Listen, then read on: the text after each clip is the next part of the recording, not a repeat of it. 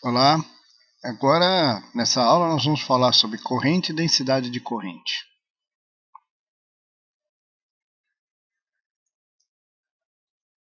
Então vamos falar de densidade de corrente e as propriedades elétricas. Né?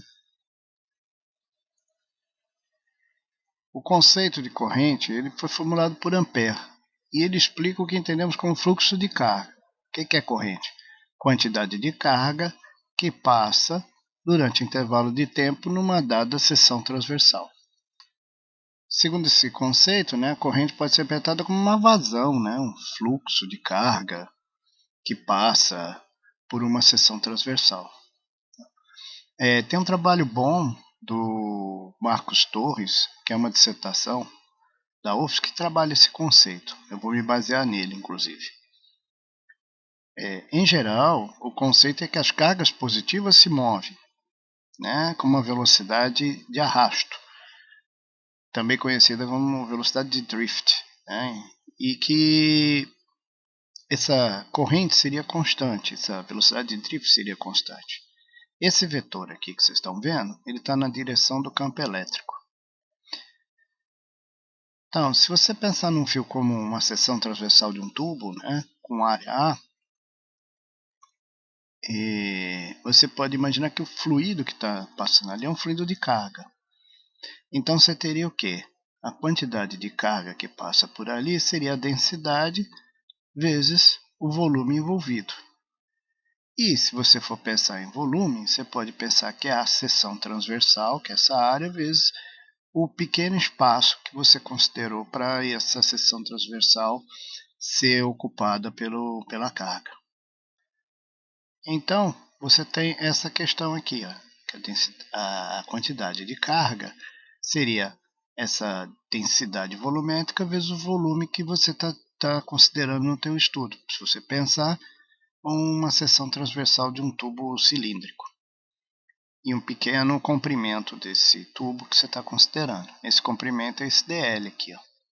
Então, esse dl vezes a seção transversal te dá o volume, vezes a carga te diz quanta carga está passando ali naquela pequena unidade de volume.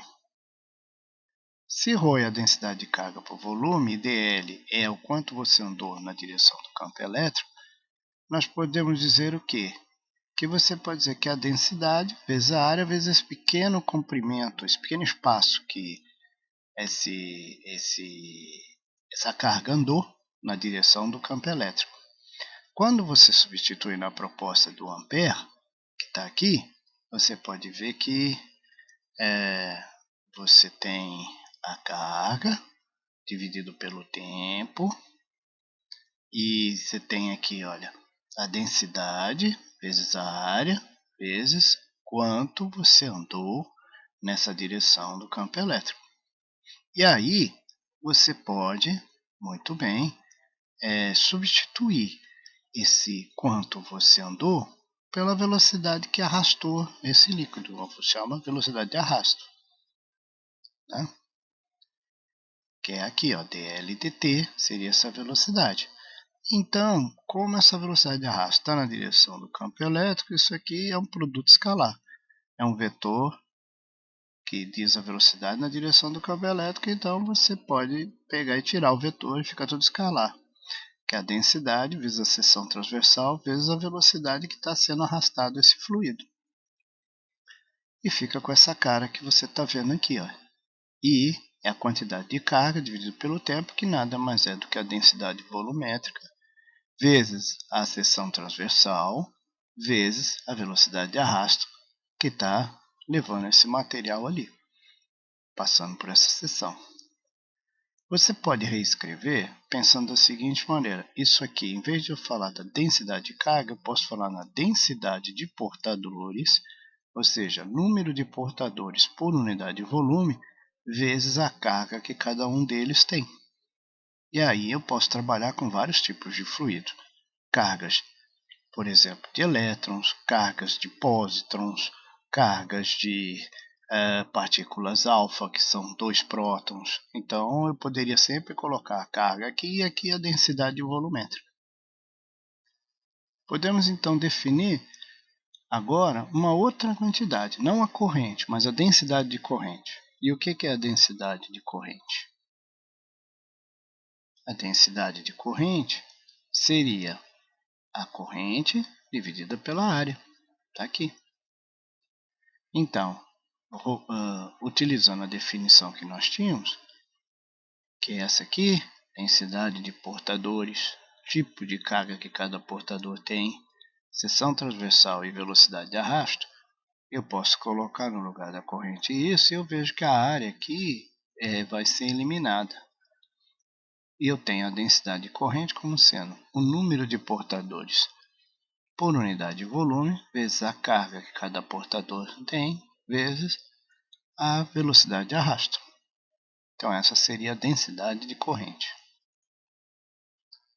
Então, revendo aqui, a densidade de corrente é isso, que seria número de portadores por unidade de volume, vezes o tipo de carga que eles transportam, vezes a velocidade de arrasto. Essa área corta com essa área, ficando com essa expressão aqui. O que essa equação te ajuda? Às vezes, você tem dois tipos de portadores andando. Você pode ter, por exemplo, elétrons, e íons negativos andando na mesma direção. Então, eu teria uma densidade que vai depender do número de portadores de um tipo, vezes a carga daquele tipo, vezes a velocidade de arrasto daquele tipo de portador, mais o número de portadores do outro tipo, mais a carga desse outro tipo de portador, vezes a velocidade de arrasto. Se o vetor velocidade de arrasto dos portadores varia de um ponto para outro, num condutor, a densidade de corrente varia de forma correspondente. Neste caso, podemos determinar a corrente fazendo a integral da superfície. O que quer dizer isso? Como na teoria de fluidos, quando você tem uma mudança no caminho que você está tendo, a velocidade se altera. Ou seja, no caso dos fluidos, quando a tubulação passa de um diâmetro para outro diâmetro, por conservação de massa, você diz que há uma conservação, do fluxo. Então, a velocidade vezes a área tem que ser igual à velocidade vezes a área do outro lado. Aqui, no caso, é o mesmo ponto. Se você tem uma mudança na dimensão, por exemplo, do fio, ou na densidade, você vai ter que levar em consideração como isso muda e integrar para calcular a corrente que está passando ali. Ela vai depender de como varia essa densidade. Tá? Vejamos aqui o exercício 1. Calcule a densidade de corrente de um fio de 1,5 milímetro quadrado, no qual passa uma corrente de 15 A, sem aquecimento. Olha, a densidade de corrente é a corrente dividido pela área. São 15 amperes dividido por 1,5 milímetro quadrado. Milímetro é 10 a menos 3, elevado ao quadrado 10 a menos 6. Portanto, eu tenho uma densidade de corrente de 1 vezes 10 a 7 ampere por metro quadrado. Vejamos o segundo exercício. Ao descascar uma capa isolante, um profissional acaba atingindo a parte que faz o revestimento do fio, ou seja, ele, ao descascar a capa isolante do fio rígido, que é cilíndrico de cobre, o eletricista reduz o diâmetro acidentalmente do fio. Ele atinge o fio e retira pedaços de cobre, reduzindo em 10% o diâmetro.